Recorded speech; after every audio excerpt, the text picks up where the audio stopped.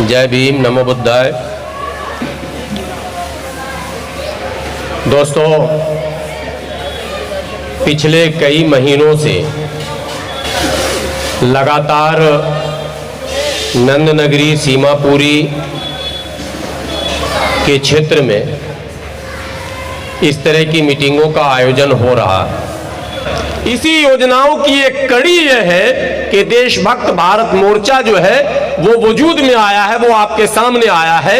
योजनाएं क्या है और क्यों आवश्यकता पड़ती है ऐसे संगठनों के बनाने की, यही असल विषय है। और इस विषय को समझने के लिए सिंपल सी बात आपको ये समझनी होगी कि भारत जो कि एक लोकतांत्रिक देश है, भारत जो कि संवैधानिक व्यवस्था जहां लागू है, जहां बताया जाता है, हम अपने बच्चों को भी समझाते हैं कि भारत में आप जो कुछ भी करेंगे, संविधान ने उन सभी कार्यों की एक व्यवस्था बना दी है कि आपको क्या कैसे करना है।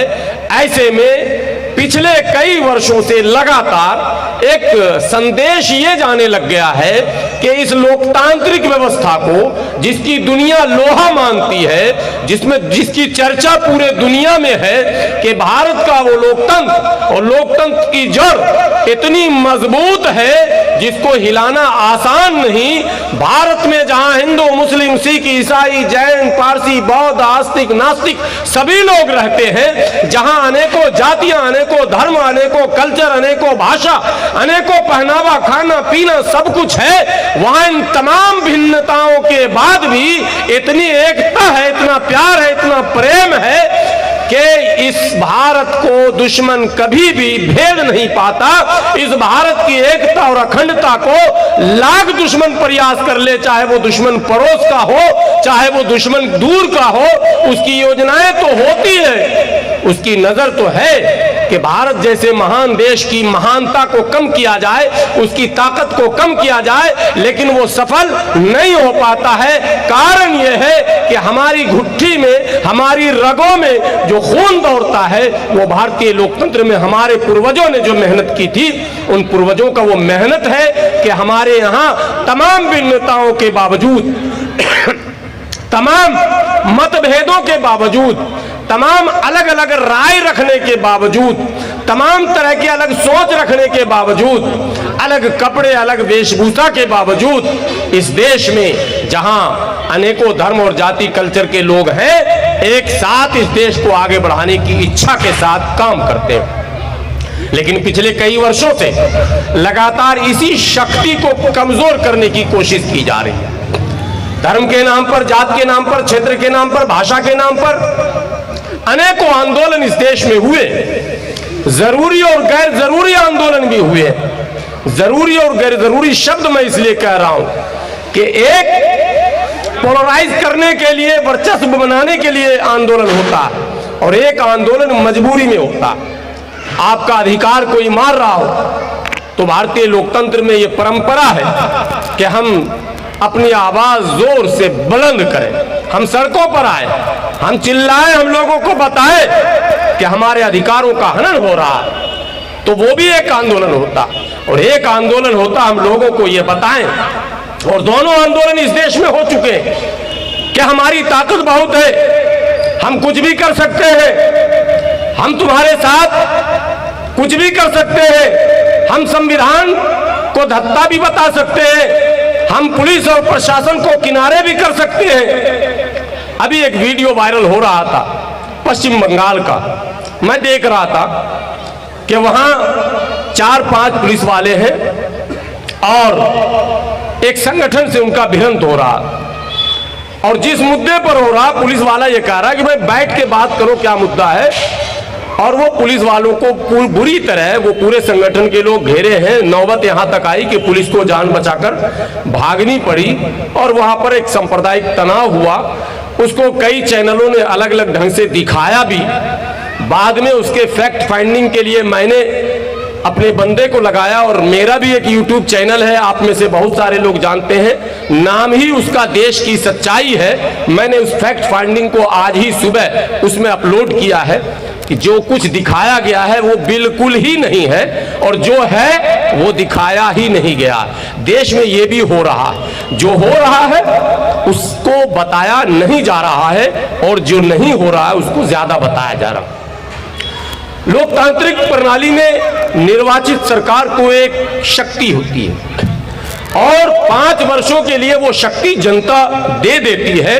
फिर जनता के पास केवल संविधान द्वारा सीमित जो प्रदत्त अधिकार हैं वही रह जाते हैं, बाकी तमाम अधिकार सरकारों के हो जाते हैं। संविधान के ज्ञाता अभी आ रहे हैं, वो बताएंगे। और मैंने उन लोगों से जो सीखा और जो जाना वो ये कि संविधान के अधिकांश अनुच्छेद जो है वो राज्य को शक्ति प्रदान करते हैं, आम जनों को शक्ति प्रदान नहीं करते हैं। आम जनों के डिफेंस के लिए कुछ खास जो है संविधान में व्यवस्था है जिसका हम इस्तेमाल करते हैं अक्सर बेशतर। लेकिन सरकार के पास इतनी शक्तियां हैं कि 5 वर्षों तक चूंकि आपने उन्हें शक्ति प्रदान कर दी है, आपने निर्वाचित कर लिया है, आपने ये कह दिया है बटन दबाकर कि अब ये सारे फैसले आपको लेने हैं, इसमें हमारा कोई इंटरफेयर अब नहीं होगा।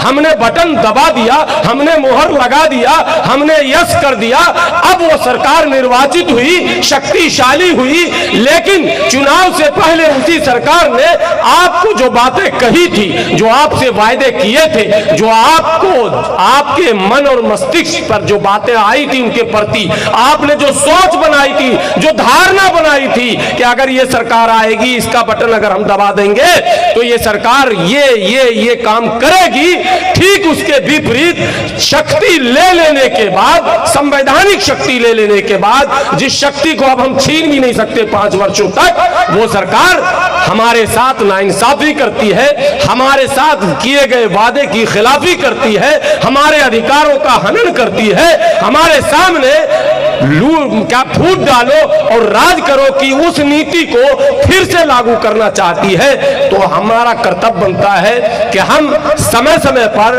सरकार को ये कहने की कोशिश तो जरूर करें कि आपने जो वायदा किया था आप उस पर खड़े नहीं उतर रहे हैं। हमने तो बटन इसलिए दबाया था कि हमको ये उम्मीद थी कि हमें सुख और शांति के साथ जीने का, सम्मान के साथ जीने का, अधिकार के साथ जीने का अवसर मिलेगा।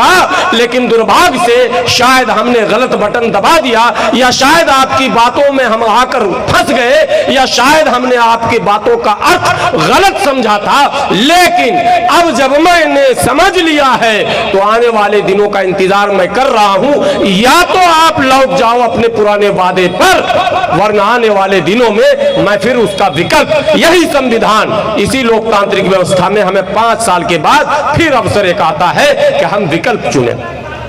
जब विकल्प की बात आती है, भारत में बड़ा आश्चर्यजनक माहौल है। इससे पहले 2019 में आम चुनाव हुए थे लोकसभा के। आम चुनाव से पहले 2019 के आने से ही पहले, अभी जैसे 2022 चल रहा ना अभी, और चुनाव 2024 में होगा ना। आप लोग YouTube पर, टीवी चैनलों पर देखते होंगे 2024 में कौन, 2024 में कौन। अरे भैया 2024 में कौन, 2022 में क्यों पूछ रही है हमसे? भाई सवाल है या नहीं है? अभी 2022 है ना। मैं कह रहा हूं 50 चैनलों के अभी मेरे पास हैं, आप भी निकाल लेना। इंडिया टीवी तो लगातार 1 हफ्ते तक चलाई थी 2024 में कौन। अरे भैया ये तो नया ड्रामा निकल गया भाई। 24 कब आएगा? पहले ये बता कि तूने 19 में जो कहा था कि 2022 में भारत में एक भी व्यक्ति ऐसा नहीं होगा जिसके सर पर छत नहीं होगा। पहले ये बताओ कि तुमने सर पर छत दिया या नहीं दिया। तुमने कहा था घर और नल और जल और क्या कहते हैं, नौकरियां, सम्मान, शांति, विकास, तरक्की, दुनिया में सुपर पावर बनेगा भारत। पहले ये बताओ हम सुपर पावर बने या नहीं बने, या हैंगर इंडेक्स में 107वें स्थान पर आकर खिसक गए। पहले इसका हिसाब दे दो। 24 की बात 24 में देखी जाएगी। लेकिन क्या चालाकी है, क्या चतुराई है, क्या चालाकी है साहब। मीडिया का भी कमाल है इस देश में। हालांकि मैं बोल रहा हूं, कुछ लोग कह रहे होंगे अरे मौलवी साहब आप भी तो मीडिया में जाते हो, मैं भी डिबेट में जाता हूं। लेकिन व्यवस्था है, भाग नहीं सकते। लोकतांत्रिक व्यवस्था में राह फिरार इख्तियार नहीं करना।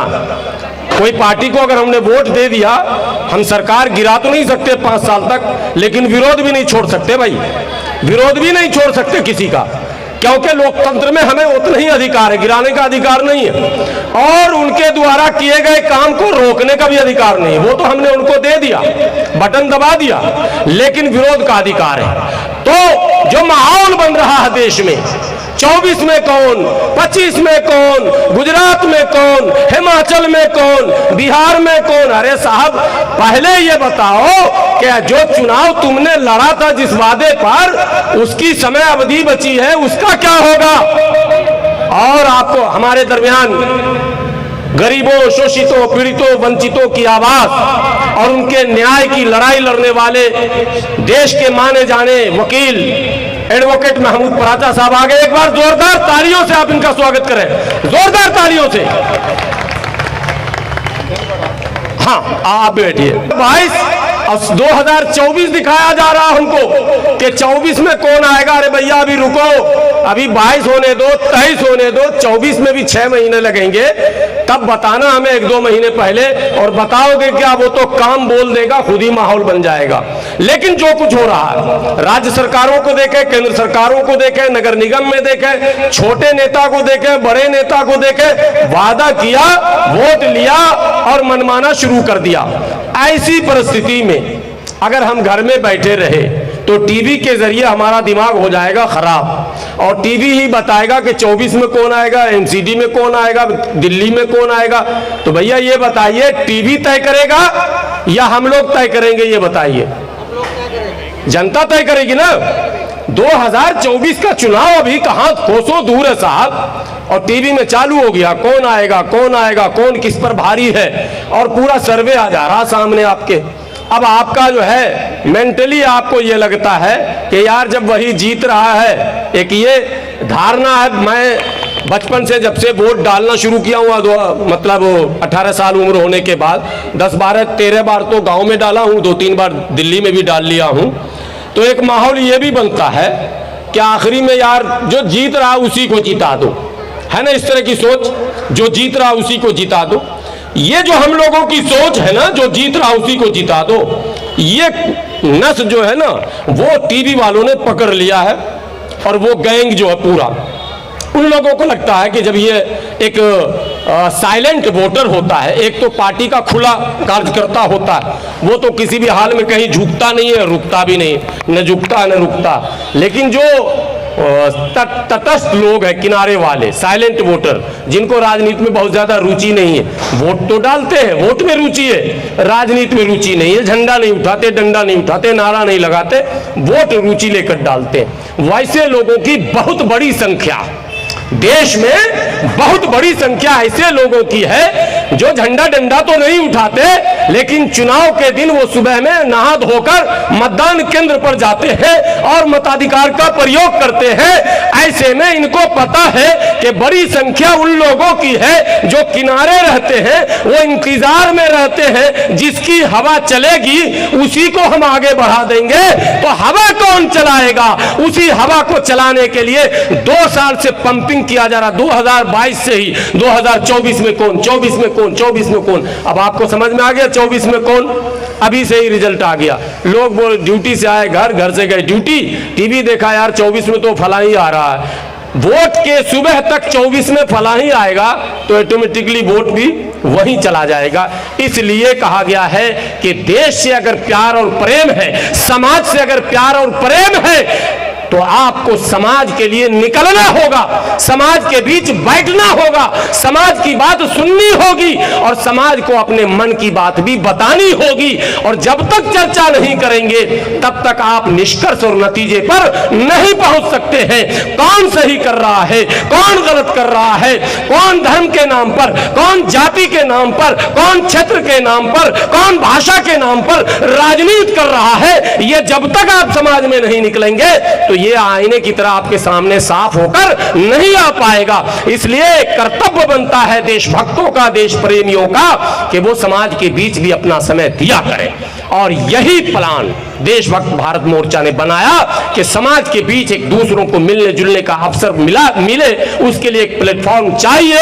उसी प्लेटफॉर्म का नाम देशभक्त भारत मोर्चा है, जहां हम आपस में गेट टुगेदर करते हैं, चाय पर बैठते हैं, चाय पर चर्चा करते हैं, चौपाल लगाते हैं और इस तरह के कार्यक्रमों का आयोजन करते हैं, ताकि हमारे और आपके विचारों का आदान प्रदान हो, हम एक दूसरे को सुनने और समझने में सक्षम हो जाएं और सच्चाई उभरकर सामने आ जाए। ये सारी योजनाएं हैं, आपको बताने की जरूरत नहीं है। मैंने ये बात शुरू में कही थी कि आज के युग में जहां हाथ में पूरी दुनिया हो, मुट्ठी में पूरी दुनिया हो, जहां आपके पास सोशल इतने साइट्स हैं कि आपकी रुचि चाहे फेसबुक पर हो, चाहे यूट्यूब पर हो, चाहे ट्विटर पर हो, चाहे इंस्टाग्राम पर हो, जहां भी आपकी रुचि है आपको दुनिया की खबरें मिलती रहेंगी। क्या हो रहा उत्तर प्रदेश में, क्या हो रहा बिहार में, क्या हो रहा बंगाल में, क्या हो रहा महाराष्ट्र में, आप घर बैठे सब कुछ देख और सुन रहे हैं। तो आपको ये फैसला करना होगा कि क्या होना चाहिए हमारे यहाँ। हम तो देख रहे हैं महाराष्ट्र में क्या हो रहा, कैसे जो है पहलवान में एक कुश्ती में कहते हैं धोबी पाट 1 मिनट में चित कर देना, मिनट क्या सेकंड में ही कर देता जो तगड़ा पहलवान होता। तो ये जो पहलवान अभी है वो मिनटों में किसी को भी चित कर दे रहा, अलोकतांत्रिक तरीके से, असंवैधानिक तरीके से। हालांकि एक पहलवान बिहार में जो जिन्होंने इनको ही अभी चित कर दिया। ये सब चल रहा खेल लगातार, तो इन खेलों को हम यहाँ देख रहे हैं। तो भैया पहलवान हमारे यहाँ भी कोई है, कौन किसको चित करेगा और किस पहलवान के साथ आप